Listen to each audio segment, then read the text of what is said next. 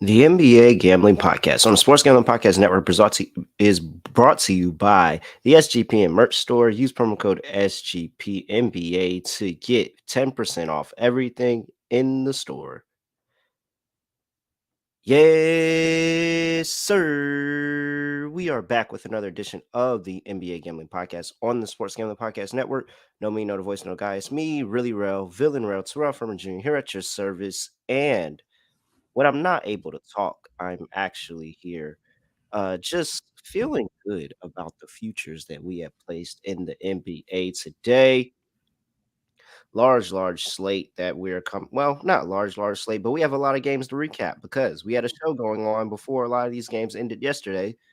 But I got my guy Delonte Smith with me. Delonte, what's going on? Yep, doing pretty good, man. Ready to knock out this card and hopefully get some winners on the last two games of the slate. In the Okay. process of doing so. So we have about a total of 5 games between yesterday and the two that have already ended today. We had the Boston Celtics and the Atlanta Hawks. Atlanta won that game 130-122. Boston leads series 2-1 there. Knicks handled the Cleveland Cavaliers 99-79. They have a 2-1 series lead in that series. The Denver Nuggets also handled the Minnesota Timberwolves 120-111. They have a commanding 3-0 lead in that series. Earlier today, the Brooklyn Nets got swept as Philadelphia won 96-88. That cashes a Philly minus 3.5 games ticket for me. And for the Los Angeles Clippers, if they do anything, they're gonna Clipper. Kawhi Leonard misses another game. They lose 112-100. Between those 5 games, what stood out the most? I would say the Knicks just not playing that well and still being able to throttle Cleveland. I think that other than that, I think everything else.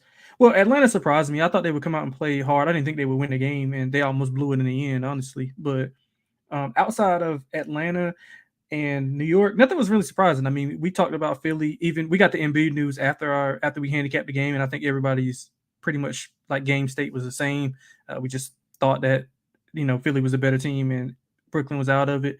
Outside of that, man, nothing really jumped off the page to me. But I do think Cleveland's in trouble if they can't get any like contributions from their other guys because it's rough right now, and the Knicks didn't play that well and they dominated. So that's one game that I'll be looking forward to watching, and I'm interested to see how Boston counters what Atlanta did to them in that game, game three. So other than that, not much. I pretty much expected the sweep from Denver, which is probably going to be coming tomorrow. Um, yeah, man. So nothing really that outlandish happened. I don't know. I don't know what your thoughts are. Yeah, I think that the most surprising thing has to be the fact of how efficient the Boston Celtics were offensively in that game, and the Hawks were able to match them stride for stride. It didn't matter. I think at one point they had like 13 threes in the first half, Mm-hmm. and they were still losing the game. And there was literally a threes counter on so many different sites Twitter page of, oh, they're up to 10, they're up to 11, they're up to 12, they're 13, and every step along the way they are still losing the game. So I think that that just shows the difference of what home road Atlanta can look like. And that is the pinnacle difference of home road Atlanta, the fact that they were able to hit everything. And so I'm very interested in the Atlanta series as well and seeing if they can go ahead and save my plus 2.5 games. But we will see. Before we get to that, I got to talk to you about underdog fantasy. Looky here. So the NHL and NBA, excuse me, NHL and the NBA playoffs are here, and the best way to get it down on Underdog Fantasy is some player prop parlays. Go out there and have fun. Take the slate, add some NHL, add some NBA, do whatever you need to do, and cash a super juice player prop parlay.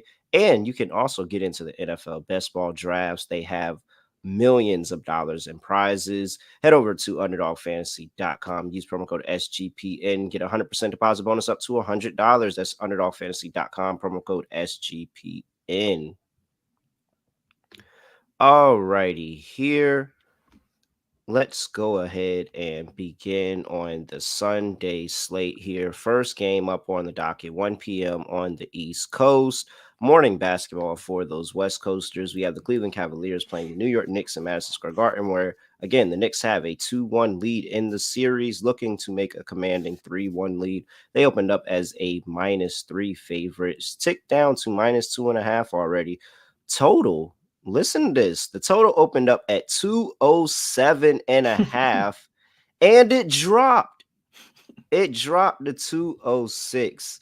I mean, what are we back in the 90s? Yep. 90s when we're seeing totals like this? All right. So, total of 206.5. Injury report for these two teams. And we have for, let me see if I can even pull, let me see if there's any type of news on Underdog about anything early. And I don't see anything concerning right now. So, as of right now, it looks like everybody that can go is going to go in that game. All right. What about Grimes? Is Grimes good with his shoulder? It doesn't say anything Okay, about cool. Grimes. Yeah, okay. I know he was. I think Yeah, people were talking about it like in the post game or like later on that evening yeah. after the game about his shoulder. Let me Oh, see. Let me no, check. it's good that he's good. He's good though. Let me check another site and see if they have up an injury report for the game. I mean, he's not gonna sway the number or anything, but it's just nice to. It would be nice to have him. He has been playing well anyway. Yeah, 2 seconds.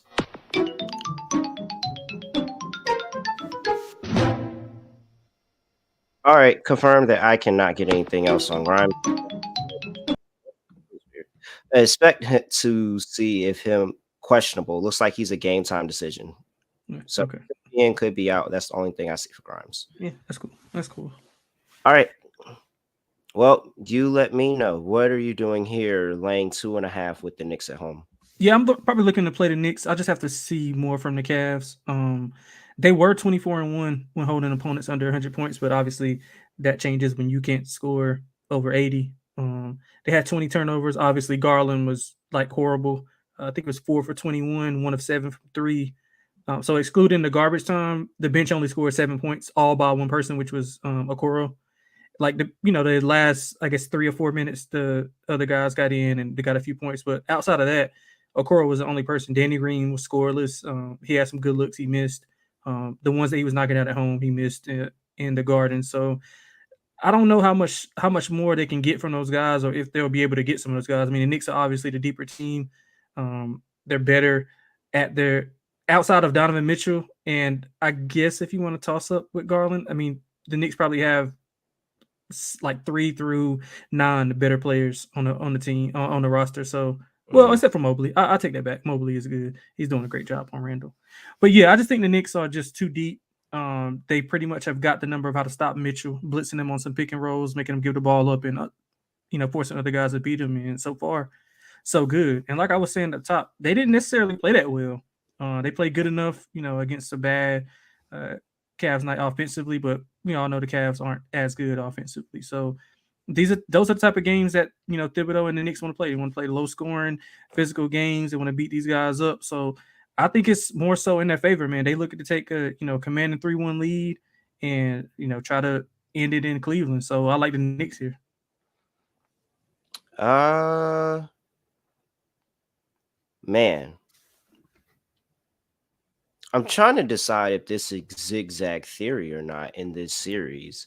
And it feels like that's where majority of that sharp money is coming in, is because people believe this is zigzag theory in this series, and the fact of, all right, the Knicks won one, Cleveland won one, Knicks won one, Cleveland won another one, and we're just going to keep going through that for a majority of this series. Uh I really, really am hard pressed to see how Cleveland is able to keep up with the Knicks scoring or lack thereof.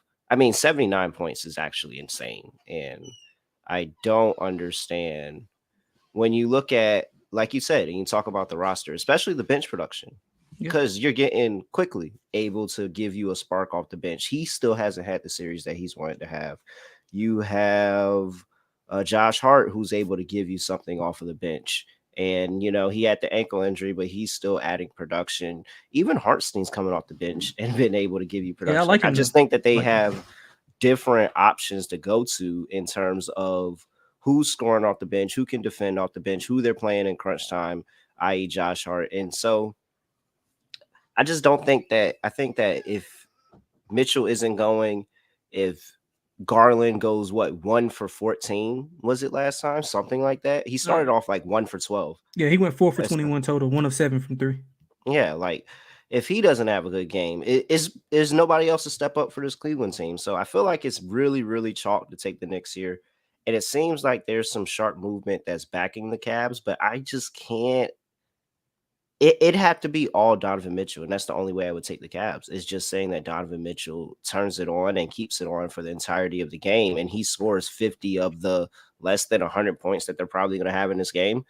So no, I'm going Knicks -2.5. Yeah, I'm with you. All right. Totals at 206.5. I mean, can you make a case for the over at all? No, absolutely not. 4 of the last 5 meetings went under on average by 20.3 points per game. That's on average. And these are totals. I think the first game started off at 224. It slid down, it was 221, 218, 216, and then it got down to where it is now. So I mean, I don't think either team is going to be able to score on the opposing defenses. So I can't take an over. I mean, the only hope we have is if we get one of those Brunson Mitchell shootouts like it was in Cleveland. But I mean, in the playoffs, I don't see that happening. Maybe one guy goes off, but I don't see both guys, going for 40 plus in the game. 206 is not a high total at all. It's not. 206.5 is not a high total at all. You can accidentally go over this. Like, you can accidentally go over this, but it's also an early game. But I mean, both these two teams are East Coast teams. You're not really. I don't. I think it's that low, and they're expecting people to come in on the over because it's so low. But it Mhm. dropped another point as well. I have to go under, but man, that might be Right. one of the lowest. I think there was actually a Celtics game that had a lower total than this. I think there was a Celtics game that had like a 202 total or some point during the season. But Oh, is that what all the guys were out? Maybe.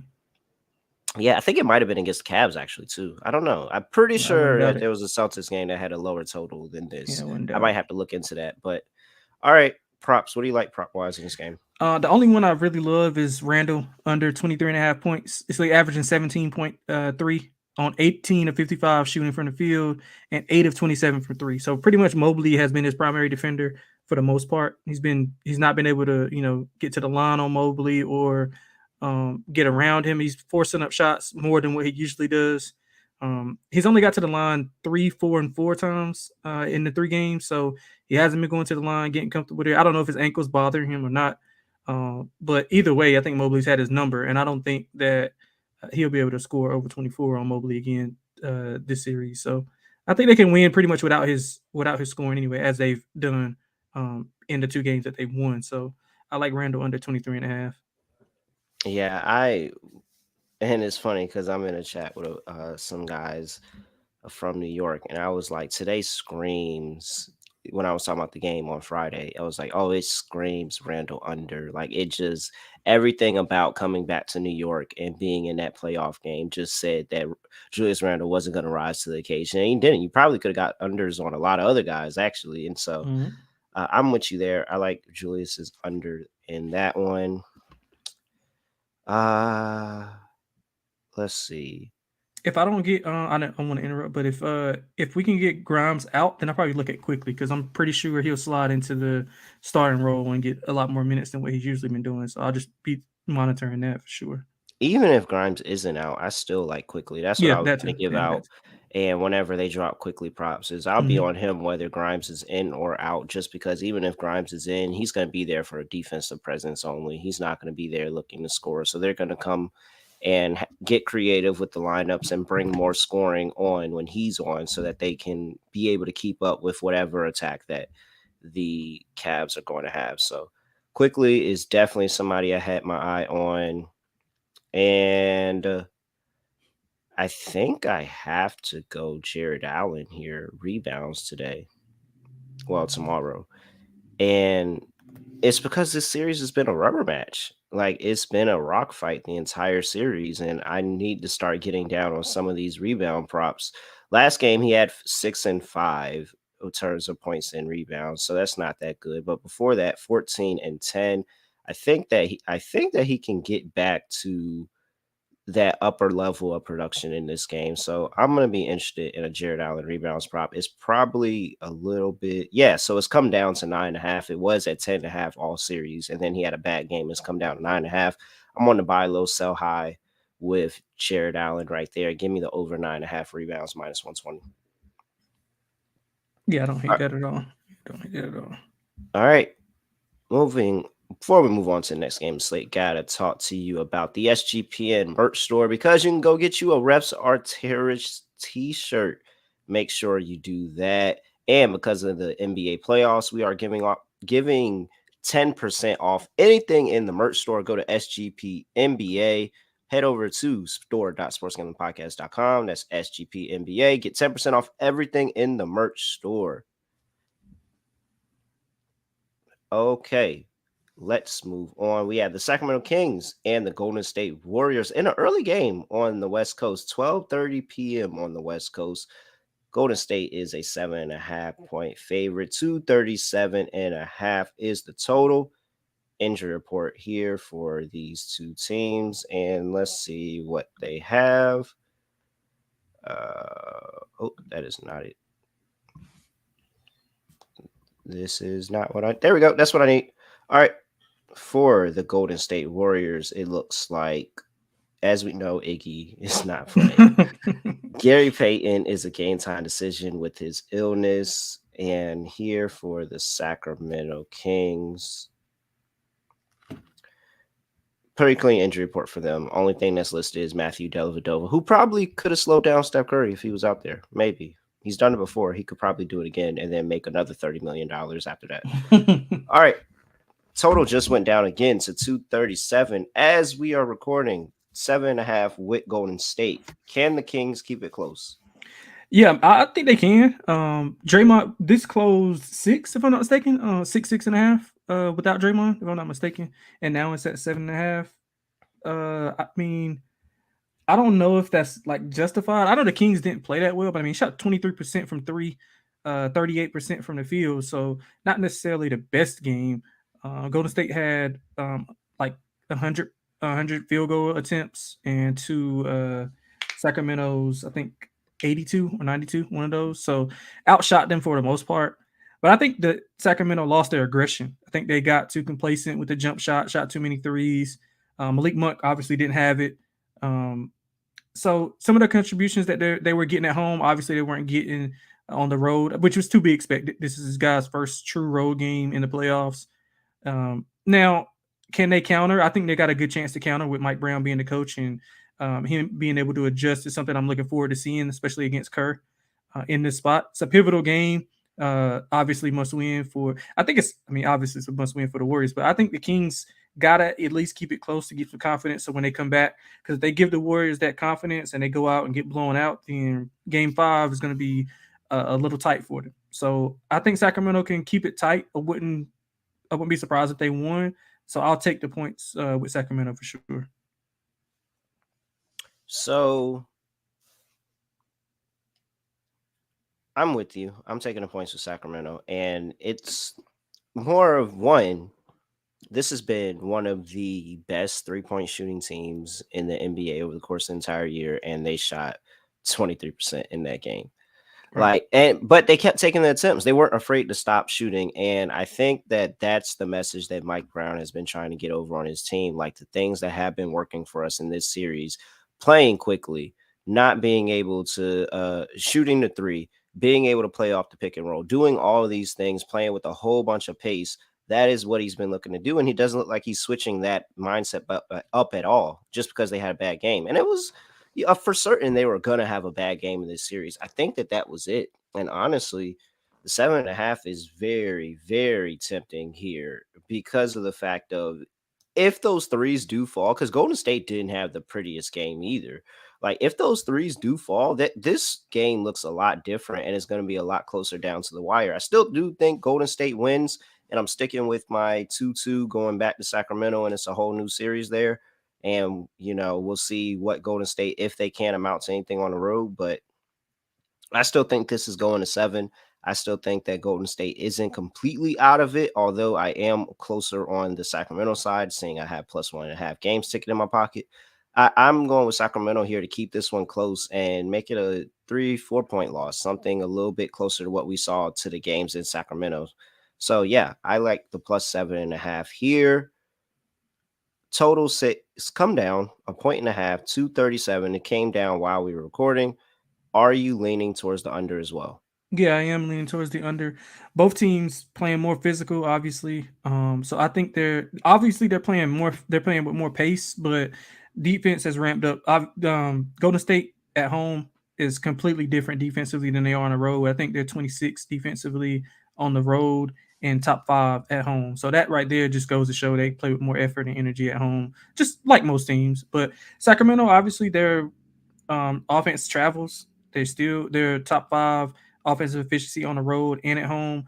But like you said, they're taking a lot of threes. I think that is a part of the game plan. They're just not making them. So right now, I'm guessing that some of those guys don't make a lot more of those threes. I heard it was 1 for 6. Murray's 1 for 6.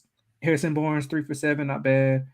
Um, Other than Fox, I mean, nobody really shot it well, and Clay didn't have a good game for Golden State either. So I'm assuming that both these teams adjust and make it a grind out type of game with a little bit more pace. But obviously, we won't see the Knicks Cavs type of game, but I think we'll see more so 101, 110 ish, in between that range for both teams. So I'm leaning towards the under.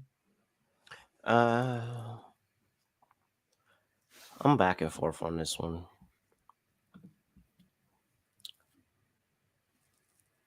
I think if I like anything, I like Golden State team total under. And just saying that Sacramento's able to respond. So I mean, Sacramento, we gotta remember, like just as good as Golden State is at home, Sacramento is equally as good on the road. They had identical home road records over the season. Sacramento had the second best road record in the entire league. So they're able to bounce back and they're able to find and get their bearings on the road. And I feel like I can get behind a team like that. I do kind of lean to this under. I just don't know. I guess I'll go ahead and say 237.5 under, but there's no way I'm betting this one. I feel like that can go a little bit too many different ways for me. Yeah, I agree with you. And But Golden, good yeah, that they're getting Draymond and potentially Gary Payton II right, back for Golden right, State. yeah, So Sacramento's going to have their hands full trying to figure out an offensive identity in this one for sure. right. All right, props. What do you like? I like Klay Thompson's overs, like his over threes, like his over points. I think he's gonna have a big breakout game. Outside of the game, was it game 1 that he had 4 or 5 threes? One of those games. That was the only game that he played well in. Mhm. Now he might have had the stats to back it up, but as far as like quality of shots and how he was looking shooting those shots, being comfortable, he only looked good in that one game. So I think he has a bounce back game. I'm also looking at some Kevin Herter props, looking at his threes. We've seen him bounce back. He had a poor game 1, bounce back with a really good game 2. He was taking it to step off the bounce, coming off the pin downs. So I look for more energy, obviously, from Sacramento, being that they're coming off the loss. And we all know the winning team doesn't adjust like the losing team. It's just simple math. So I'm looking at those two guys to bounce back. Kevin Herter over his points and threes, and also Clay over his points and threes. All right. Yeah, I said it. I was like, Kevin Herter's got to get going in this series Yeah, at some point. yeah. He's got to get going at some point. There's no what's the probability of 4 straight bad games for him? And same thing for Harrison Barnes, honestly. Like I'm still waiting on the Harrison Barnes explosion game in this series as well. And I don't know if I'm getting there tonight or tomorrow night, or tomorrow afternoon. But I don't know. I just Harrison Barnes has I've been eyeing him. I might decide to pull the trigger before game time, but Yeah, that's a good. I didn't think about that, but yeah, Harrison Barnes. Let me see his. Look at his log. He is okay. So 6 of 10, 5 of 13. 5 of 11, so not bad shooting. He hasn't shot the three well. 1 of 3, 0 for 4, and then he shot 3 for 7 in game three. Um, yeah, so I might look at his points and rebounds because I'm I might get there. I might end up getting there at yeah, I some might be with point. you. I might be with you on that actually. All right. One thing I'm eyeing, and let me just make sure to check and see if I'm not crazy here. All right. Loney had 22 rebounds last time. Did Was it he? He had 22 or 22. 21? It was I think he had 20. 20. Now he had It was 20. 20. Yeah. Still, first two games of the series, he had 9 and 7. The prop is currently sitting here at 10.5. Is there any look towards an under on Looney's rebounds, or does he keep up the incredible momentum he set for himself in game three? Well, I don't think he has 20, but he might be able to get like 8 or 9. I don't think he gets over 10. Simply Draymond's back. I mean, so they're more than likely Draymond, Wiggins, right. They're like there's likely a to. lot of good They rebounders could on go this small team. too. They could go small and push him off the court. In some of those lineups that Sacramento likes to play late in the game. So that's his ineffectiveness of being able to guard. So because if they go with like Harrison Barnes at the like small ball five and play Harrison, Monk, Fox, Herder, and let's say Trey Lyles, I mean, it's a bad matchup for Looney to be on the floor. Hmm. All right. I think I'm leaning a little bit closer to the under there as well. And that's about it. I think the stars are going to star. De'Aaron Fox, I'm going to be looking at his live points over once we get to the Mm-hmm. fourth quarter, especially if this is a rather close game. I think De'Aaron Fox can take over the fourth quarter and at least make sure they don't get blown out again. So, uh, that's all I have for this one. Next game on the slate, we have the Boston Celtics going to play the Atlanta Hawks. Celtics are a -6 road favorite in this one. Open up at 5.5. Now it's up to 6. 232 is the total. Injury report. Let's see if we have any updates from last night. Probably don't. But let's see. Boston, it looks like I feel like I saw somewhere that said Marcus Smart isn't going to play, but Well, I see his game time decision was yeah, back. he's a game time decision. But I feel like I saw somewhere that they're expecting to go without him. So we'll see what that looks like for the Boston Celtics, and nothing here for the Atlanta Hawks. So I feel like everybody knows what direction I'm going. Can lightning strike twice for the Hawks? Maybe. They got to clean up some of the in-game stuff when they had momentum, letting the Celtics back in the game. Because I felt like in the second quarter they outscored Boston by 11 points, and they came out in the third quarter and laid an egg pretty much. I mean, they played them even, but at first that was momentum. They could have went up, 15 or 16, and then got a little bit more rhythm into. Instead, they back and forth and let Boston back in it, and then they got the confidence. Boston started hitting shots in the fourth. So I want to see what Quinn does to combat some of the things because the Celtics, like you said earlier, they shot the lights out. At the first part of the first quarter, I thought they were going to run Atlanta out. They were making everything, every single thing they shot, they were making it. Smart, I think, had like 27, if I'm not mistaken, 27, 28. He was shooting the lights out. Even Grant Williams, first time playing all series, his first shot attempt Yeah, from they three, yeah drains it. they rode him. They Like, he had a yeah, pretty solid game too. yeah, he They rode did. him out there. They heard me say that their bench was a little thin, and they Yeah. pulled Grant out the Yeah. woodworks, and Grant was able to have a good Yeah, and game. credit to him for being ready. Like he was ready. He played some solid defense. Yeah, I'm Hmm. leaning to Atlanta. I gotta look. Atlanta's been my kryptonite all year. I'm not gonna lie to you. Like, so I'm trying to not, you know, go back to the well and bet them. But it's getting there. I'm getting there. It's getting there for me. I mean, I want to see what Quinn does as far as adjustments. Trey was a little bit more effective off the ball, and then they let him close late. Him and Dejounte pretty much was my turn, your turn type thing at the end. But some of those other guys were playing well. I think Collins finally had a decent game. I like the insertion of Okongwu instead of Capella down the stretch. He gives them a little bit more offensive ability. Not much, but a little bit more than what Capella can do outside of lobs. Yeah, man. So I'm interested in Atlanta. I'm want to wait and see if the public will push this number a little bit up, maybe 6.5. But maybe live, I'll be on Atlanta if it doesn't get to the number that I wanted to get to. But definitely leaning that way. Oh man. I mean,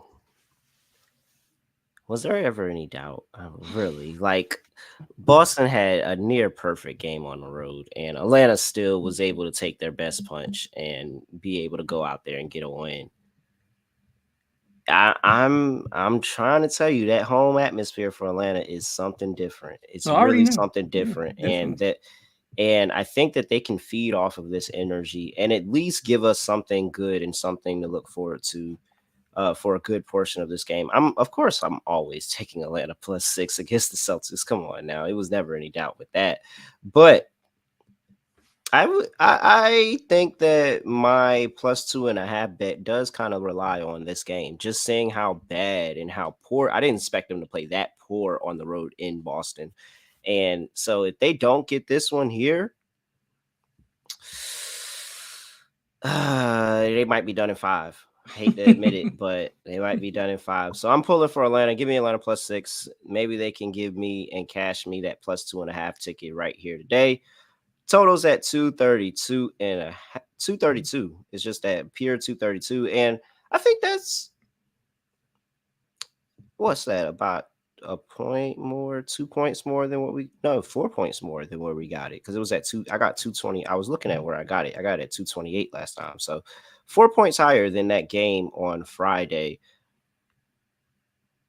I'm still going with the over here. Are you looking to any type of adjustments here to make this go under? I can see it going both ways.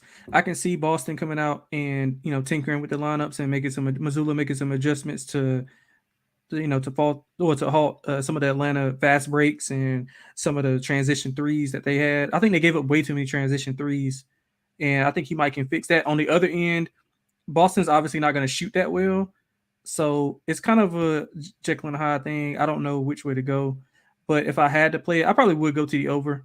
I don't. And Boston's going to be able to score at will. Now, will they shoot that well? Probably not, but they'll still be able to score when they want on this Atlanta defense. Now, on the other end, if we can get Atlanta to play with some pace and actually, not turn the ball over in key moments when they have momentum, I think we can get there. But all in all, I'll lean to the over. I don't love it, but I would lean that way if I had to play it. All right. Any props that you like for this one? Yeah, I'm probably gonna stay away from the props here. I don't love anything. I guess I'm waiting on the Marcus Smart thing. If he gets ruled out, definitely be all over Malcolm Brogdon and maybe some Grant Williams stuff because I think that performance that he had will get him back in the rotation. And I think he matches up well with some of that length that they have. They have 6'10", 6'9" guys all over Atlanta's roster. So I think he'll be able to play well there. I would look at some of his threes rather than his points. So maybe his over on threes and Brogdon stuff once Marcus Smart gets ruled out, if he gets ruled out. All right. Let's see.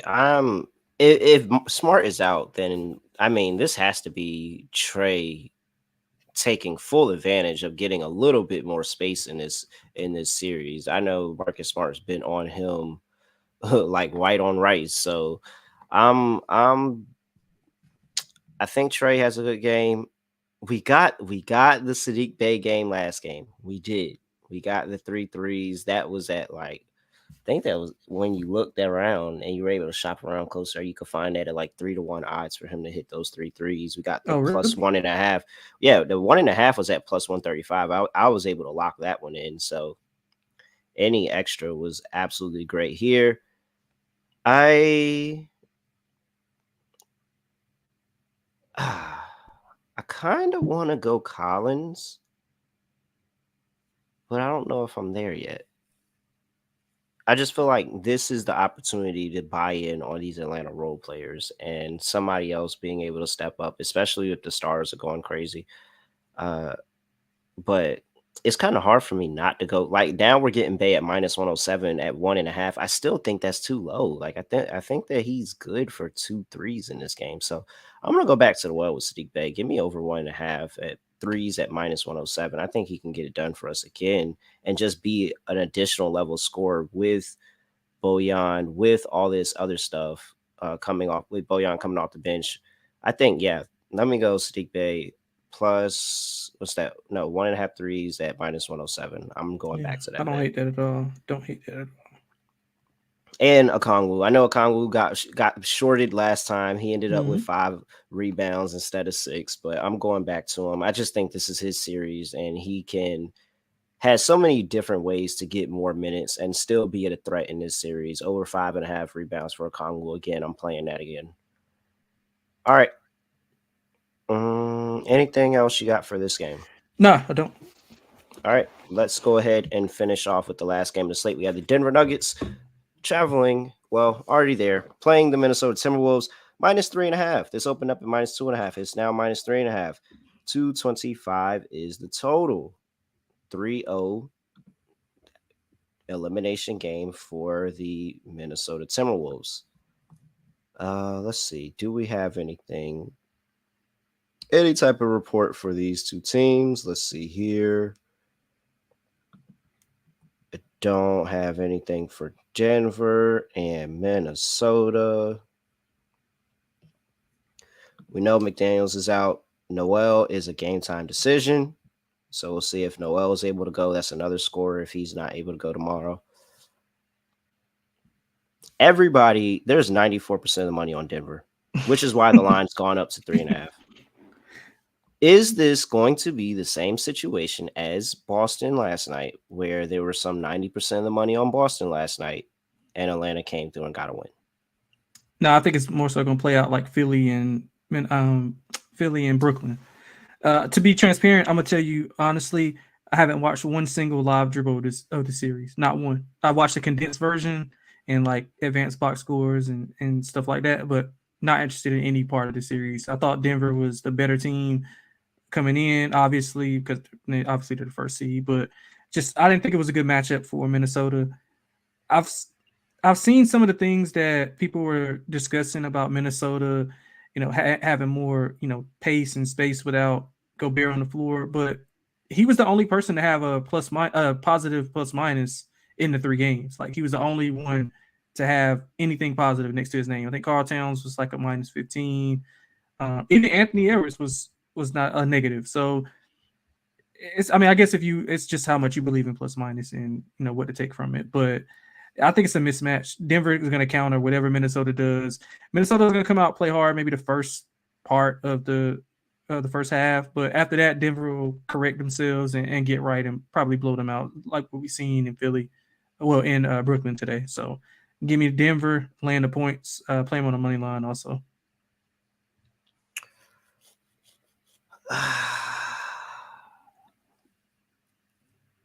94% of the money. 94%. 90% of the bets, 94% of the money. I really wanted to take Denver. I really did. And I mean, it's not a foregone conclusion. Sharps and the public can be on the same side. But that is such a lopsided ticket count that it just this is nothing against Denver. I honestly think this is probably gonna be a losing bet. I'm not even gonna hold you, but I cannot back 90% of the money like that. I just can't. I gotta take Minnesota +3. It's a system that's worked for me, you know, my entire betting career, and I'm not gonna switch it up now. If it happens, don't ask me how it happened. Don't ask me, oh, how did you know? I didn't know. I didn't know at all. I'm fully prepared for this bet to lose, but I can't back that lopsided amount of money in this game. Like there's so many scenarios where Minnesota just gets up for one game. That's it. One game at home. Gets up for one game at home and avoids this sweep right here. I think they had And that chance in Game 3 and they didn't do it. I know. I thought game 3 was going to be it too. Mm-hmm. And so I hate that we're in this situation, but I can't back 90+% of the money. I just can't. That just will never sit well with me. So I am going Minnesota +3.5. Totals at 225. What do you like there? Yeah, I'm probably gonna pass on the total. I've been getting smacked betting unders in this series, so Like I don't know how Minnesota can really just like impose their will on Denver. They don't have the guys. I mean, and we've seen Anthony Edwards go crazy and they still lose. Cat had a good game last game. They still lost. So I don't see any path to them scoring like over 115 here. Even Denver's defense has been a little bit better than advertised, especially in the regular season from metric wise. So I'll lean to the under. Don't love it. I probably won't play it. But if I had to play it, I'd play under. I like the over. If I like Minnesota, I think I like the over and just say that they finally wake up and are able to Yeah, I score the get that. basketball consistently. Yep. So give me over 225. Mhm. If I like Minnesota, I like Anthony Edwards. Anthony Edwards over 27 and a half because I'm done with Cat. So I mean it has to be Anthony Edwards for me. KCP got there for me yesterday as well. And so KCP, I was on KCP late in that one on my show, Hardwood Culture. We was on a KCP over 1.5 threes. He got there, had a pretty solid outing. But yeah, Edwards 27.5. And I'll bet Conley again. Conley again, and that's the X factor that he gets a really good game going, especially from behind the arc. Over 2.5 threes at plus 145. That's not bad.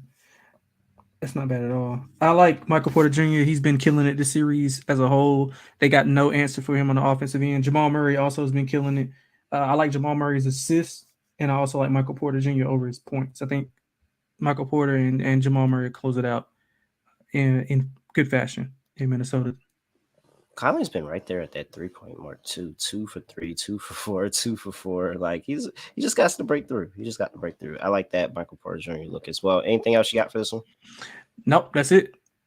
All right, let's get into our lock and dog. Delonte, what do you like on the slate, sir? Yeah, for the lock, I'm going right back to the New York Knicks. I'll play it on the money line at the best number you can get. I see right now, and just full disclosure, I like playing. If I'm playing money line on a favorite, I like playing it between 1.5 and 3, depending on if you can get under like 150 on the money line. Right now, I see like 135 for the Knicks on the money line. You probably can shop around and get a better number.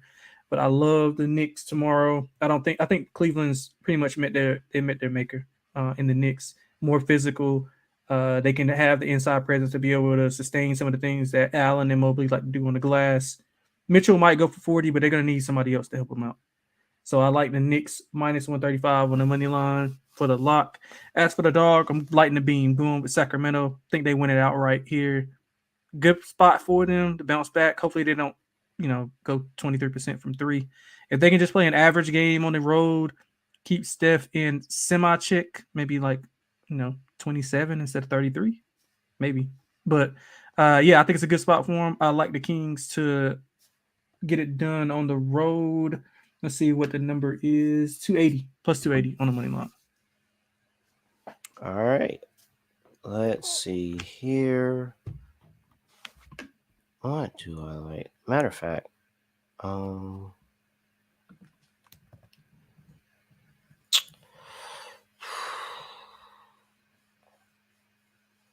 huh.